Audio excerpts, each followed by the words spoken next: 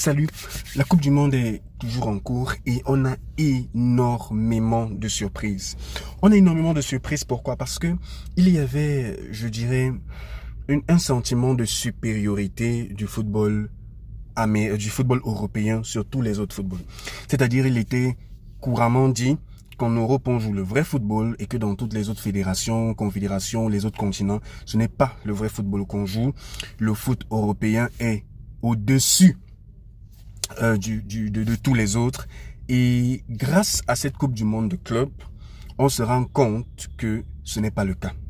C'est vrai qu'à la fin, je sais déjà que certains journaleux, pas journalistes, certains journaleux et certains analystes sportifs vont venir nous dire que les équipes européennes, avec les saisons qu'elles ont eues et les saisons qu'elles préparent, ne se sont pas données à fond.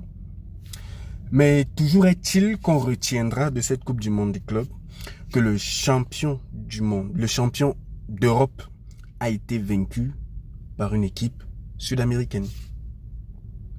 Que Chelsea, qui est également championne en Europe, parce que Chelsea a remporté la Conference League, a été battu par une équipe sud-américaine. Les équipes coréennes, australiennes, africaines ont plus de difficultés. C'est visible. Mais on se rend compte que toutes les autres, surtout les américaines en fait, américaines, sud-américaines, s'en sortent plutôt bien. Et c'est très important. Elles nous permettent de voir des joueurs qu'on n'a pas vus depuis. Elles nous permettent de découvrir en fait une autre façon de faire le football. Un peu comme cette équipe mexicaine là où Sergio Ramos joue, qui nous a placé 4 joueurs à gauche, 4 joueurs à droite, inédit. Et on voit vraiment ce que c'est que la passion du football grâce à ces équipes. Passion que nous, on a généralement oublié parce qu'on est habitué à voir certains matchs, on est habitué à voir certaines choses, mais on revoit ce que c'est que la passion du football avec des supporters qui sont de partout. Il y a une Boca Junior qui déplace près de 40 000 supporters pour un match, c'est exceptionnel.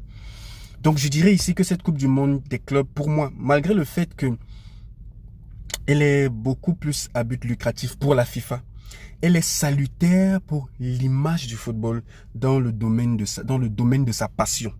Parce qu'elle nous fait vivre des choses que l'on ne vivait plus.